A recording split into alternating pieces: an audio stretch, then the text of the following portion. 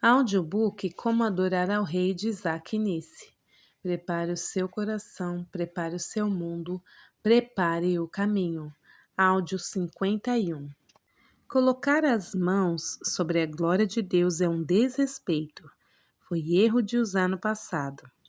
Ai da pessoa que tenta manipular, controlar, usar ou lucrar com o poder de Deus. Em cima dessa caixa estava o propiciatório. Era uma tampa de ouro com uma coroa em torno da borda, representando a realeza de Cristo. 2 querubins estavam no topo, de frente um para o outro, com suas asas estendidas em direção um para o outro. Vamos falar sobre o propiciatório em comprimento em um outro momento. Dentro da arca havia 3 coisas: a vara de Arão que floresceu, o jarro de maná, o pão do céu que Deus milagrosamente usou para alimentar os israelitas no deserto, e os 10 mandamentos gravados em tábuas de pedra. Estes representam 3 aspectos da pessoa e vida de Jesus. A vara representa os primeiros frutos de vida dentre os mortos, porque Jesus floresceu a partir do túmulo, assim como a vara morta floresceu novamente. O poder da ressurreição é parte de quem Jesus é. O maná representa a provisão de Deus através de Cristo, o pão da vida, que estava previsto para a salvação do mundo. Amor sacrificial é parte de quem Jesus é.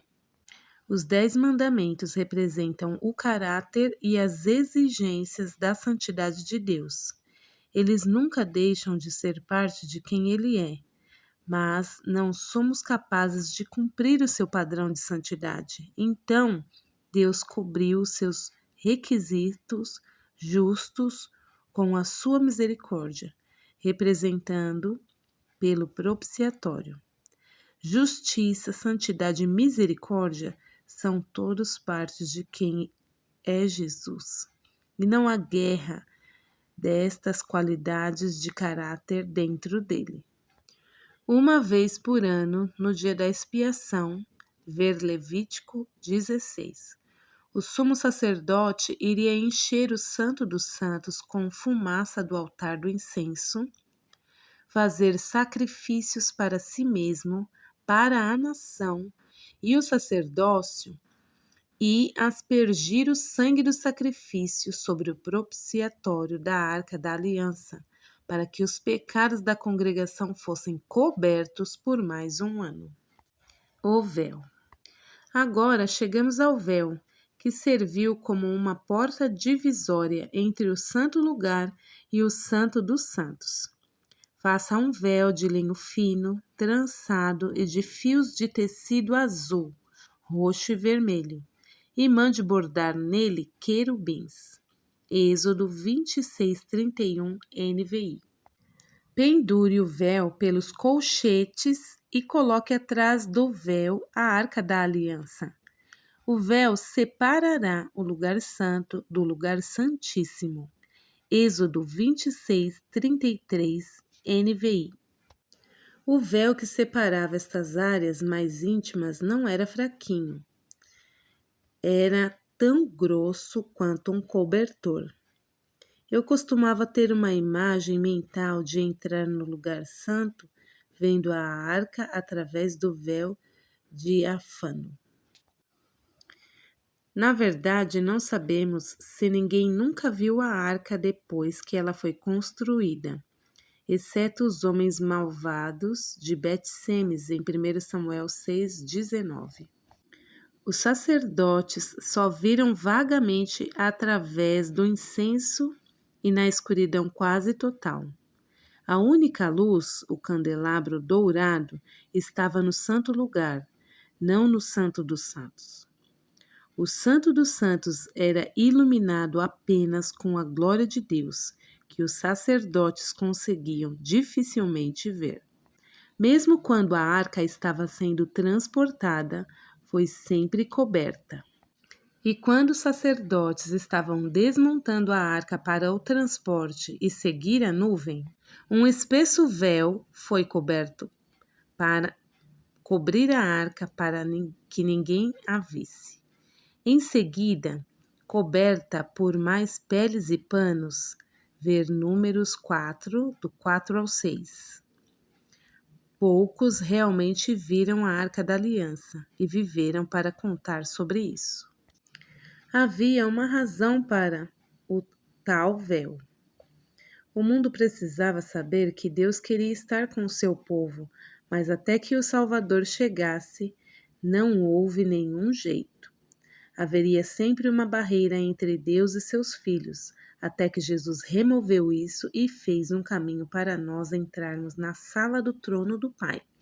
No capítulo anterior, discutimos a cruz, o maior ato de adoração e intercessão na história. Imagine o dia em que Jesus morreu, entregando o seu espírito nas mãos de seu Pai e respirando o seu último suspiro. A Bíblia diz que quando Jesus morreu, a terra respondeu. A criação literalmente reagiu à morte de Jesus. O sol ficou escuro e um terremoto sacudiu o chão. De acordo com Mateus 27:51, o véu que separou a humanidade do Santo dos Santos foi rasgado em dois, de cima para baixo. Por que de cima para baixo? Porque Deus rasgou. Você vê, o corpo de Jesus foi o véu, e quando Deus o enviou para a cruz, ele sabia da morte de seu filho, da dilaceração de seu corpo, que daria às suas crianças perdidas acesso ao seu Pai novamente. O que o véu rasgado significa? Acesso concedido.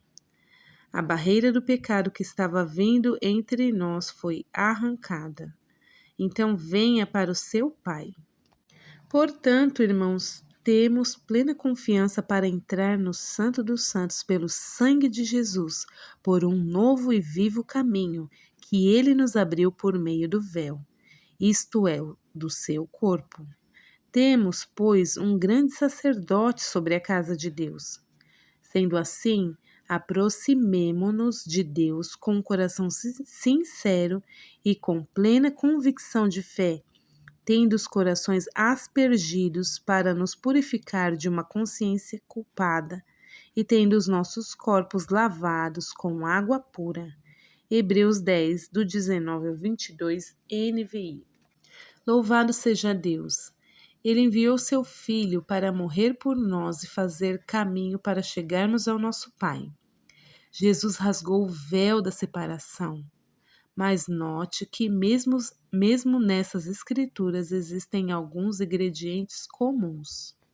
Há um sacerdote, uma casa, um sacrifício apresentado e que são lavados com água.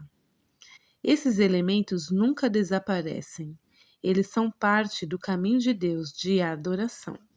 Você pode imaginar o que os fariseus e os sacerdotes devem ter pensado quando o véu se rasgou no templo? Você tem que entender isso. Você vê? A Arca da Aliança foi capturada e depois se perdeu pelos babilônios ou assírios. Ninguém sabia onde ela estava. O Templo de Salomão havia sido arrasado pela invasão dos exércitos babilônicos. Então, quando Herodes o Grande reconstruiu o Templo de Jerusalém, eles tinham um problema muito grande. Eles não tinham a arca. Qual a razão de adorar sem a arca? Onde você aplica o sangue da expiação? Onde é que a glória do Senhor habita? Qual é a razão de adorar a Deus se não há presença de Deus no Santo dos Santos? Os judeus tinham sido praticantes de adoração pagã por séculos, religião ritualística vazia. Você se lembra da cena em O Mágico de Oz, quando a Dorothy e seus amigos finalmente chegam ao final da sua jornada? Eles estão pedindo o feiticeiro ajuda e ele está cheirando fogo e fumaça. agitando nas ombreiras das portas com sua voz. Eles estão aterrorizados. Até Totó vai para trás de uma cortina e revela que o feiticeiro é realmente um velhinho com uma máquina grande e algumas teatralidades. Foi o que aconteceu aos líderes religiosos quando Jesus morreu na cruz.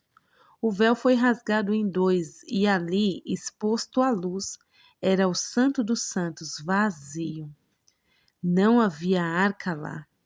Os fariseus e os sacerdotes não tinham poder mesmo.